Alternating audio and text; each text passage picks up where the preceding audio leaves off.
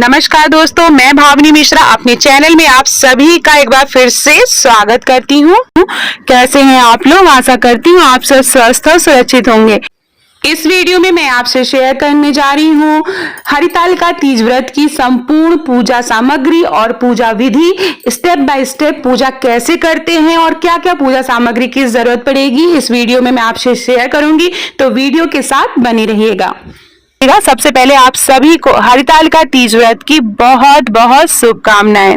हरितालिका तीज व्रत भाद्र मास के शुक्ल पक्ष की तृतीया तिथि को मनाया जाता है। ऐसा माना जाता है कि माता पार्वती ने कठिन व्रत करके भगवान शिव को प्राप्त किया था, तो इस दिन उनका व्रत पूरा हुआ था, तो इसलिए यह पर्व मनाया जाता है। महिलाएं अपने सुहाग की लंबी आयु के लिए यह व्रत रखती हैं। तो आइए जानते हैं क्या क्या पूजा सामग्री की हमें जरूरत पड़ेगी। मैं आपको बता दूं, आप कहीं पर भी हो, जो पूजा सामग्री आसानी से उपलब्ध हो पाए उसी पूजा सामग्री में सच्चे मन से हमें पूजा करनी है और व्रत रखना है। तो सबसे पहले मूर्ति की बात करेंगे। अगर आपके पास मूर्ति है तो मूर्ति की पूजा करेंगे, नहीं तो आप फोटो से पूजा कर सकते हैं। ये देखिए मैंने मूर्ति बनाई है इस तरह से। बहुत जगह गंगा जी की बनी हुई मिट्टी की मूर्ति भी मिलती है, तो आप उससे भी पूजा कर सकते हैं। शिवलिंग मैंने बनाया है, माता पार्वती और गणेश भगवान जी की पूजा होती है, तो इस तरह से आप मूर्ति बना सकते हैं। आप चाहे तो 3 गोले बना सकते हैं और उसकी आप पूजा कर सकते हैं। कुछ भी ना मिले तो आप फोटो, आपके घर में होगी तो आप फोटो, शिव परिवार की फोटो की पूजा, इस तरह से फोटो आती है, आप उसकी पूजा कर सकते हैं। वहीं पे आप सारी चीजें चढ़ा दे, भगवान को अर्पित करते हैं और पूजा करें। तो इस तरह की मैंने एक फोटो ली है अभिषेक करने के लिए। और जो पूजा करने के लिए सामग्री की जरूरत पड़ेगी तो मैं बता दूं, देखिए सिंदूर है, हल्दी है, कुमकुम है, अक्षत है, दीपक है, घी का दीपक या तिल के तेल का दीपक ले सकते हैं, धूप बत्ती है, माचिस है, शहद है, जल है, जनेऊ है, घी है, दही है। तो ये सारी चीजें अभिषेक में जरूरत पड़ेंगी, तो आप भगवान के, शंकर भगवान के अभिषेक के लिए जरूरत पड़ेगी, तो ये सारी चीजें आप ले सकते हैं। उसके साथ हमें चाहिए इस तरह की मिठाई, आप अपने हाथों से घर में बना पाए तो मीठी चीज, कोई सफेद रंग की मीठी चीज। दूध अभिषेक के लिए मैंने लिया हुआ है फल, कोई भी केला सेब फल ले सकते हैं। पंचमेवा लिया है मैंने, तो ये भगवान को अर्पित कर सकते हैं, तो कोई भी पंचमेवा आप अर्पित कर सकते हैं। उसके बाद फूल माला चाहिए, तो आम के पत्ते कलश स्थापित करने के लिए, धतूरे का बीज चाहिए, धतूरे का फल चाहिए। ये देखिए ये है भांग की पत्तियां हैं, और इस तरह से लाल रंग का फूल, गुलाब का फूल, जो भी आसानी से फूल आपको उपलब्ध हो पाए। ये देखिए सफेद फूल है, बेला का फूल है, तो ये सारी चीजें अर्पित करने के लिए फूल माला चाहिए। साथ में ये मदार की माला अगर आपको मिल पाए तो उस दिन मिल जाती है, आप फूल की शॉप पे जाके देख सकते हैं। तो ये फूल माला चाहिए, जो भी फूल फल आपको आसानी से उपलब्ध हो पाए उसी से सच्चे मन से पूजा करनी है। मैं बार बार अपनी वीडियो में बोलती हूँ। साथ में हमें चाहिए रहती है पूरा श्रृंगार का सामान। ये देखिए श्रृंगार का सामान, जिसको सुहाग की थाली भी बोलते हैं। तो इसमें एक आप कोई साड़ी ले सकते हैं, साड़ी के साथ चूड़ी, बिंदी, powder, cream, lipstick, nail polish, तेल, जो भी श्रृंगार का सामान आपको लगता है, कंघी, शीशा, वो सारी चीजें, आलता, सिंदूर, बिंदी, तो ये सारी चीजें हम सुहाग की थाली में रखते हैं। ये माँ गौरा, माँ पार्वती को हमें अर्पित करनी रहती है, तो श्रृंगार का सामान जरूर रखें। अगर आप ये सारी चीजें उपलब्ध नहीं करा पा रहे हैं तो बिंदी, सिंदूर और चूड़ी जरूर चढ़ाएं। ये बहुत ही शुभ माना जाता है, इसे चढ़ाना अनिवार्य माना जाता है। साथ में अगर आपको फुलेरा मिल पाए तो भगवान शिव के लिए फुलेरा भी आप लगा सकते हैं। तो ये थी संपूर्ण पूजन सामग्री। तो सबसे पहले एक चौकी रखेंगे, उसमें मैंने लाल रंग का वस्त्र बिछाया है, सामने एक फोटो रखी है, 3 मूर्तियां बनाई हैं, शिवलिंग, माता पार्वती और गणेश जी की। तो इस तरह से सबसे पहले हम शुद्ध करेंगे, गंगा जल से आचमनी करेंगे और इस जगह को हम पवित्र करेंगे गंगा जल से। तो इस तरह से, और मैंने बगल में एक चावल से अष्टदल कमल बनाया है, वहां पे मैं कलश स्थापना करूंगी। तो इस तरह से सभी पूरा जो स्थान है, पूजा स्थल है, उसको हम पवित्र करेंगे गंगा जल से।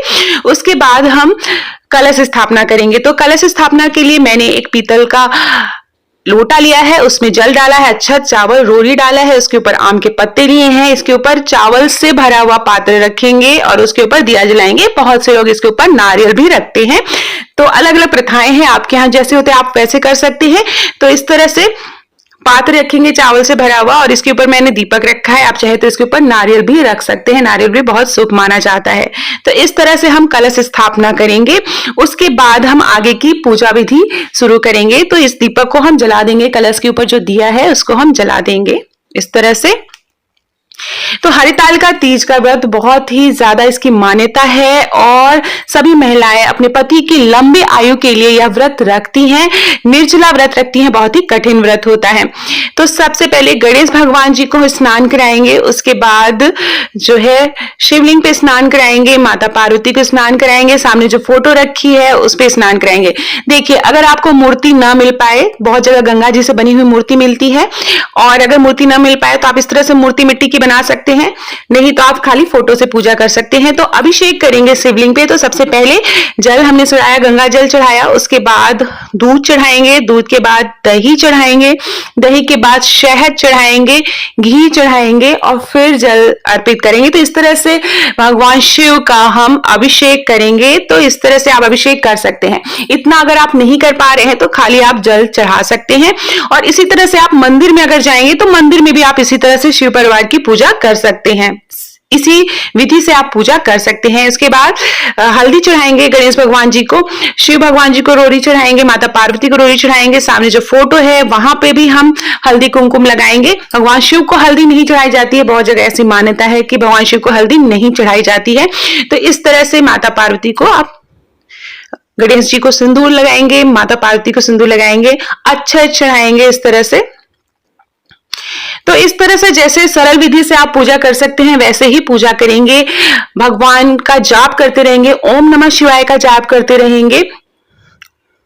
फिर ये जनेऊ चढ़ाएंगे।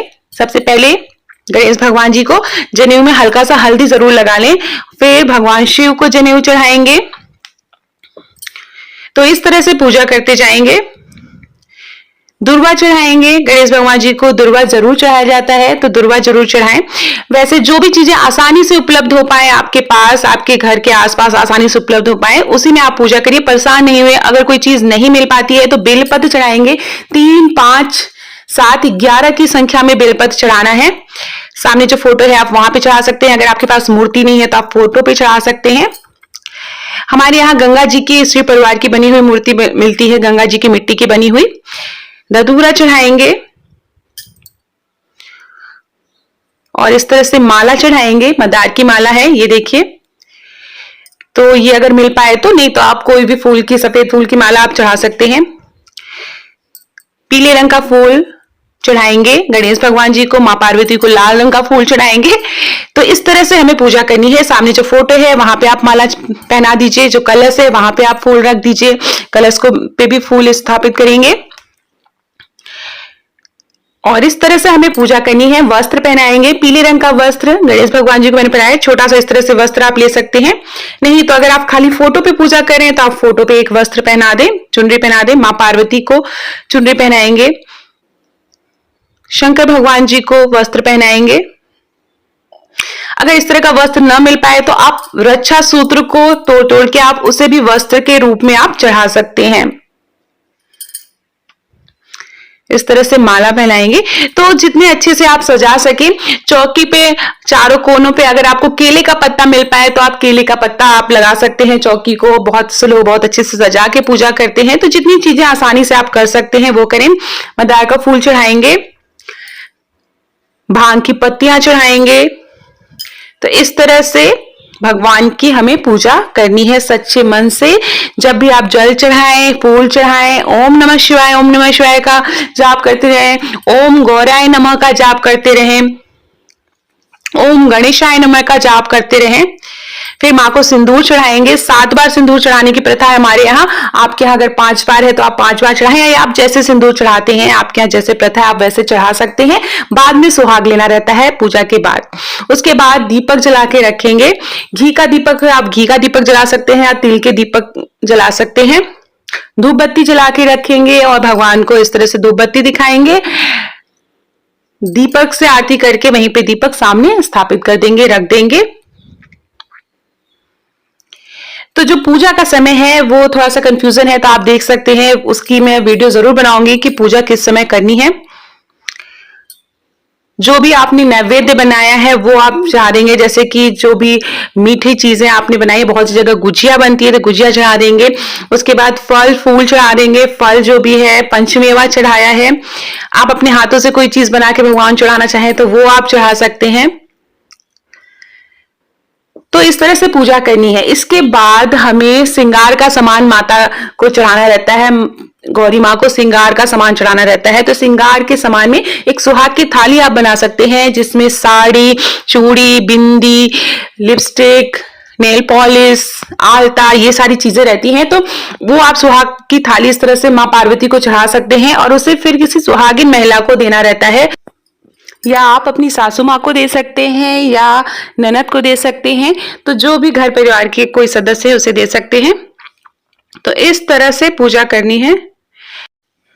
अब आपने जो बिंदी चढ़ाई है उसमें से एक बिंदी माँ पार्वती को लगा देंगे, चूड़ी पहना देंगे, सिंदूर लगा देंगे। तो जो भी श्रृंगार का सामान है, मेहंदी अगर है तो आप मेहंदी थोड़ा सा लगा दीजिए उनके हाथों में, और नेल पॉलिश लगा दीजिए, तो उनका भी हम श्रृंगार करेंगे। ये देखिए इस तरह से। तो माँ पार्वती को हमें श्रृंगार का सामान चढ़ाना है। श्रृंगार की जो वस्तुएं हैं आप वो माँ को लगा सकते हैं, जैसे मेहंदी, सिंदूर, चूड़ी पहना दीजिए, बिंदी लगा दीजिए, नेल पॉलिश लगा दीजिए। तो इस तरह से माँ का भी श्रृंगार हमें करना है। तो इस तरह से हम पूजा करेंगे। तो ये पूजा हो गई। इसके बाद हमें हरितालिका तीज व्रत की कथा पढ़नी होती है। तो घर के सभी सदस्यों को बैठा ले अपने जहां पे पूजा स्थल है, और सबके साथ मिलकर हरितालिका तीज व्रत की कथा पढ़ेंगे। उसमें संपूर्ण कथा इस तरह से किताब आती है। आप चाहें तो नेट पे जाके, मेरे चैनल पे भी आपको मिल जाएगा, आप वहां पे जाके पढ़ सकते हैं। तो व्रत कथा इस तरह से सुन सकते हैं। सुनना बहुत ही अनिवार्य होता है। तो इस तरह से हरितालिका तीज व्रत की कथा सुनेंगे। उसके बाद गणेश भगवान जी की आरती करेंगे, शंकर भगवान जी की आरती करेंगे और माँ पार्वती की आरती करेंगे। तो इस तरह से तीनों की आरती करेंगे। फिर उसके बाद इस तरह से आरती को हम गंगा जल से घेरेंगे। जो भी प्रसाद हमने चढ़ाया है उसको भी गंगा जल से घेर लेंगे इस तरह से। फिर आरती पहले भगवान को देंगे और फिर घर के सभी सदस्यों को देंगे।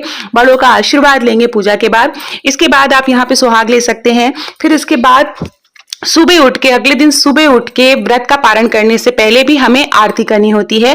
गणेश, माँ पार्वती और शंकर भगवान की आरती करनी होती है। तो यहाँ पर हम क्षमा प्रार्थना करेंगे। उसके बाद जब आप पूजा कर लेंगे तो क्षमा प्रार्थना करेंगे कि हमसे कोई भी भूल चूक हो गई हो तो हमें माफ करना, हमारा सुहाग अमर रखना, और हाथ में फूल लेके क्षमा प्रार्थना करना है और फिर फूल चढ़ा देना है। अगले दिन जैसा कि मैंने बताया, अगले दिन सुबह उठना है और फिर से नहा धो के स्वच्छ कपड़े पहन के हमें इस तरह से सुहाग लेना रहता है। जब भी पूजा आप खत्म करेंगे तो उसके बाद सुहाग लेंगे। तो 7 बार आपने सिंदूर चढ़ाया था, 7 बार सुहाग लेंगे। 5 बार चढ़ाया था तो 5 बार सुहाग लेंगे। इस तरह से अपने मांग में लगाएंगे। फिर हाथ धोकर फिर से माँ पार्वती को 7 बार या 5 बार हम सिंदूर वापस चढ़ा देंगे। जो भी चूड़ी आपने माँ को चढ़ाई तो उसमें से एक एक चूड़ी आप लेके अपने हाथों में पहन लीजिए प्रसाद के रूप में। तो इस तरह से हमें करना है। आरती कर लेनी है। उसके बाद हमारे यहाँ जो है चना निकला जाता है। तो एक चना भाई के नाम, जितने भाई हैं उतने चने निकलने रहते हैं। फिर निकलने के बाद पानी पीना रहता है। तो इस तरह से व्रत का पारण करना है। जो सुहाग की थाली है वो सासू माँ को आप दे सकते हैं या घर की किसी सुहागिन महिला को दे सकते हैं। तो इस तरह से अगले दिन सुबह उठ के भी हमें सुहाग लेना रहता है। उसके बाद आप किसी पंडित जी को दान दक्षिणा जरूर दें। सीधा निकाल दें, एक दिन खाने का सामान आप दे सकते हैं, वो दक्षिणा के रूप में किसी जरूरतमंद हो या पंडित जी को दान देना चाहिए।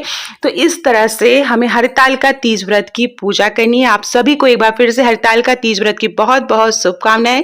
धन्यवाद।